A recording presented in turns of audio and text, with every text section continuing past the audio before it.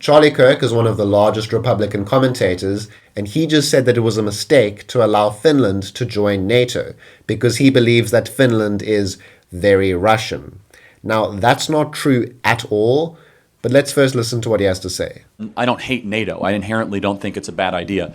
I do think we shouldn't have NATO expansion. I think that's been a mistake. But actually, I think NATO expansion wasn't a mistake because Eastern Europe was constantly being invaded and oppressed by Russia. And when they got the chance, they begged to please join NATO. Please protect us, America. Protect us from Russia, please, because Russia loves killing us and taking our land. And so then NATO expanded, i.e. it allowed Eastern Europe to join NATO and be under American protection. So that's a good thing. I mean, those countries asked for NATO protection. They weren't forced to join NATO. And if Ukraine had been allowed to join NATO, they wouldn't have been invaded because they'd be under American protection. But when you're an Eastern European country that's not part of NATO, you're vulnerable to a Russian attack. I do think we shouldn't have NATO expansion. I think that's been a mistake. But NATO's expansion as far as Ukraine or also as far as Ukraine and Sweden? Finland, I think, was a mistake. Finland is very Russian. Finland is very Russian. Finland is very Russian in a lot of ways, and you can even acknowledge that. Yes, but I mean Russia pushed them into NATO. I know, but Finland was even neutral in World War II. No, but Finland was even neutral in World War II. I mean, like, it was like Finland is a very edge case.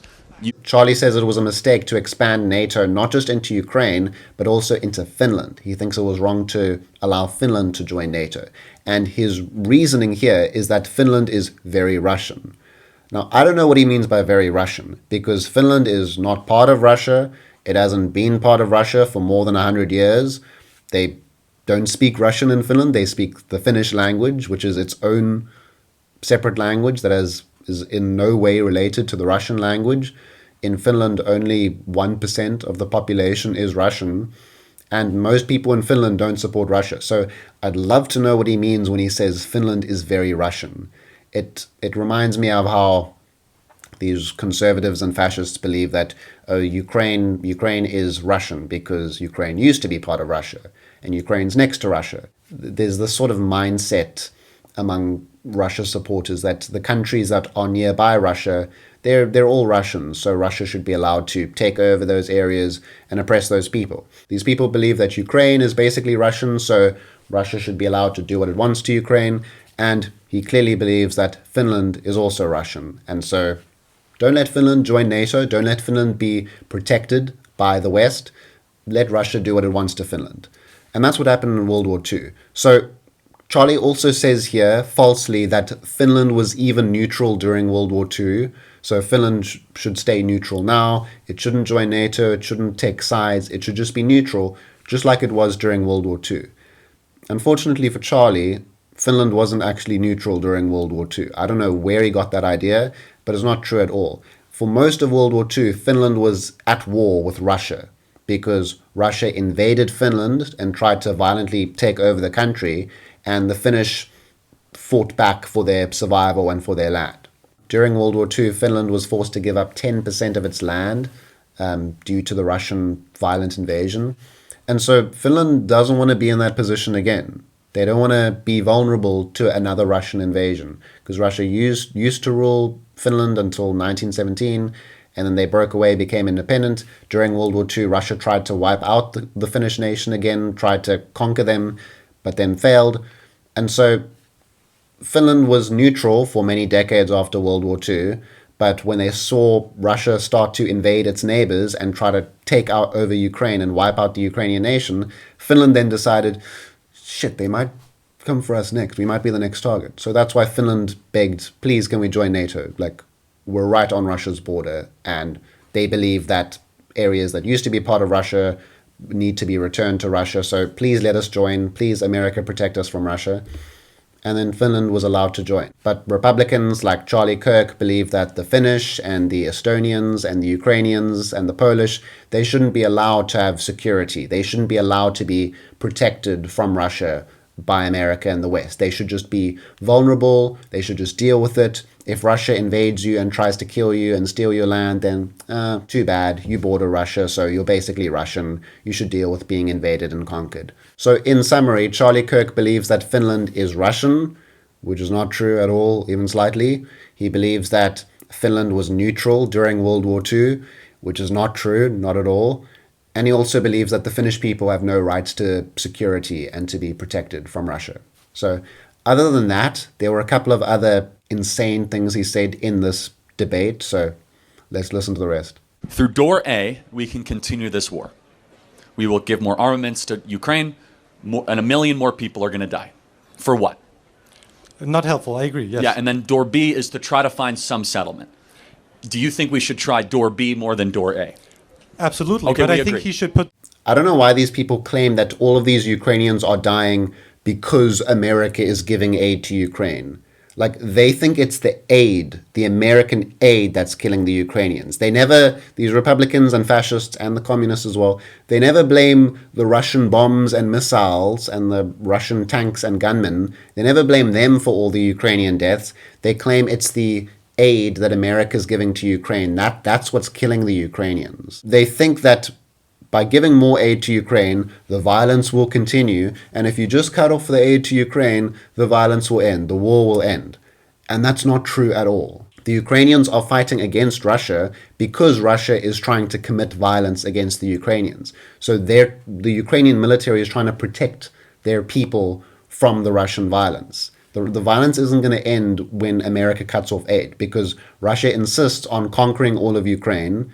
They want to take as much land as possible, and they want to kill as many people as possible. And the only reason Russia hasn't conquered all of Ukraine is because America has been aiding the Ukrainians, allowing them to resist and prevent a full Russian conquest. Because the suffering is going to get worse if Ukraine is conquered. If America just cuts off aid to Ukraine, Russia's not going to stop attacking Ukraine. The violence will continue. It'll just embolden Russia more to be able to defeat and take over Ukraine. Either way, Russia insists on doing violence, and you don't fix the problem by just saying, okay, Russia's violently attacking Ukraine, let's just abandon Ukraine and make Ukraine weaker, basically, by cutting off aid. That's not going to make anything better. That's not going to decrease the amount of violence. That's going to probably increase the amount of violence, because Ukraine will be less capable of defending itself, and Russia will be able to take advantage of the situation and will be able to kill more and more people. But these guys always frame it as, oh, all of these Ukrainians are dying because America's just funneling so much money to Ukraine.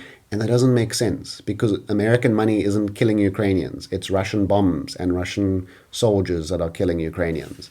And you cut off aid to the Ukrainian soldiers will just be wiped out and slaughtered by the Russian soldiers. And then the Russian soldiers will proceed to take over Ukraine and then mass murder the Ukrainian civilians. So have you really solved the violence problem? Is the war over? Is the suffering over? No, it's not. Cutting off aid will just increase the amount of suffering and oppression against the Ukrainians. Let me find where I think we disagree. Do you think we should grow closer to Russia or further away from them diplomatically?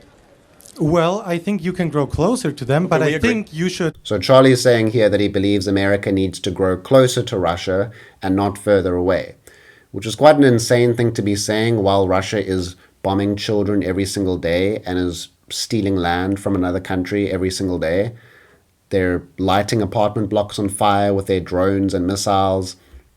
They're wiping out schools and hospitals. They're murdering thousands and thousands of civilians.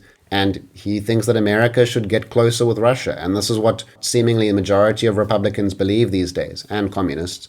But they believe that there's nothing wrong with being friends with Russia. I mean, why should we hate Russia? I mean, what have they ever done to us? I know they massacre civilians every day, but I mean, why not be closer friends with Russia? It seems like a good idea. Would you also like to have a normalization of the relationships to Russia, yes, even if they continue the war? It's contingent. That's a good question. I don't know. Okay, because... So when asked, should we normalize relations with Russia, Charlie Kirk says, yes, definitely. How can you say that about a country that's mass murdering civilians? Honestly, I don't understand it. A country that kills journalists, that bombs schools and hospitals, that's invading a country and stealing its land. How can you say, yeah, let's normalize with that country? During World War II, Charlie Kirk would probably be saying, let's stop spending all of this money on fighting Nazi Germany. Let's normalize with Germany. Let's grow closer with Germany. I don't see why we must be enemies with Germany. Why can't we be friends with Hitler? Why can't we do peace talks with Hitler? I'm sure Hitler wants peace, you know. It just stop spending all this money fighting him. It's not our problem, it's Europe. Let them deal with it. And when the guy said to Charlie, would you normalize with Russia even if they continue the war? Charlie said, I don't know. I'm not sure, I don't know. It should be obvious. If Russia's doing non-stop war crimes and flattening the country, then no, you should not normalize with them. Full stop. There shouldn't be a discussion here. And for Germany too. I have to say, I think China's a bigger threat to Germany than Russia. I really do. I know you might disagree, but so he thinks that China is a bigger threat to Germany than Russia is, even though Russia is constantly threatening nuclear war against NATO, which includes Germany. Why do you see goodwill in Putin? Like, he could have agreed to that 30-day ceasefire, no problem. It was more to I'm not his even saying I see goodwill in Putin. I'm willing to give peace a chance, because that has not been tried. And So he says peace hasn't been tried. So I'm not pro-Putin. I'm just willing to give peace a chance. But Putin is the one that needs to stop the war in order to get peace. He's the one who's doing the attacking. You can't pretend that, it's Ukraine and America that need to change their behavior in order to achieve peace.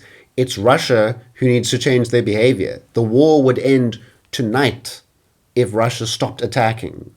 But Russia insists on attacking and bombing and killing every single day. So these Republicans and the commies always act as if the reason we haven't achieved peace is because America and Ukraine, they haven't done the right things to achieve peace. But it's Russia that's doing the war, that's attacking. So they're the ones that need to actually change in order to get peace. Because Trump can force Ukraine to agree to all of the concessions in the world, and Russia will still say, no, we want to conquer Ukraine. We will fight until there's nothing left of Ukraine. And here's the most frustrating thing. We had a peace deal on the table a week into the war in Istanbul, Turkey, and Tony Blinken and Boris Johnson blew it up. That's not true at all. People love saying that Boris Johnson was the one who prevented peace because there was apparently a peace deal on the table, but then Boris Johnson told Ukraine to just say no, and you forced Ukraine to continue fighting. That's not what happened at all. What happened was that they were having peace negotiations early on in the war, and Russia's peace demands were that Ukraine give up its land to Russia. And so Ukraine said, no, what are you talking about? We're not going to give up our land. Like, no, dude. And so Russia insisted, no, we're not going to have peace until you give us your land. So obviously an extremely unreasonable demand. And the other thing that happened during these peace negotiations was that when the Russian military withdrew from northern Ukraine, the Ukrainians discovered hundreds of civilians who'd been massacred by the Russian military when the Russians occupied the north. During the peace talks, they discovered corpses littering the streets of towns that had been previously occupied by Russia. And that's when the Ukrainians realized, oh shit, we're dealing with Nazis. These guys just rounded up and shot hundreds of civilians in northern Ukraine. And that's part of the reason why the negotiations ended, because it was made clear that Russia doesn't actually want peace, and Russia doesn't actually want to coexist with the Ukrainians. It wants to murder the Ukrainians. So are you going to trust a government to act in good faith during peace talks when they just massacred your civilians? So that's why the negotiations broke down, because Russia was just making unreasonable demands. Give us your land, give us your land, give us your land.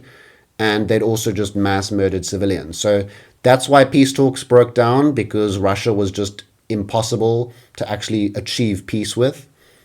And it wasn't Boris Johnson who forced Ukraine to reject the ceasefire and continue fighting. That's ridiculous. The Ukrainians wanted to continue fighting back because they had no choice. If they didn't fight back, then the Russians would just continue murdering them. And as a European, I think you're making very substantive good points. We just have a very different perspective. Why? We've spent $250 billion, right? It's not a big deal, dude. It's like 1% of the American budget, I'm pretty sure. And the result is that you've saved the lives of countless Ukrainians. And he thinks like, oh, we've spent too much money, dude. I can't part with this 1% of our budget. But also, we've been invaded on our southern border while we did that. So it kind of plays into this idea that our leaders care about the foreign and not the immediate. These Republicans love comparing the pouring in of immigrants into America, comparing that to the Russian invasion of Ukraine, where the Russian military sent armed soldiers into Ukraine with tanks and drones and missiles and bombs and artillery. They think that's comparable to illegal immigrants moving into America, most of whom are not soldiers with guns and explosive weapons, mostly just trying to find a job in America, not coming in to take over territory, which is what Russia came to do. Tucker Carlson does this, Charlie Kirk does this. They almost seem more angry about the invasion of America by immigrants, unarmed immigrants. They're more angry about that invasion than about the actual invasion by Russia against Ukraine, even though the Russian invasion has caused far more deaths and far more destruction. So yeah, that's what Charlie Kirk has to say. If there's one thing you want to take away from this video, it's that Finland is not Russian. Finland is Finnish and is not Russian.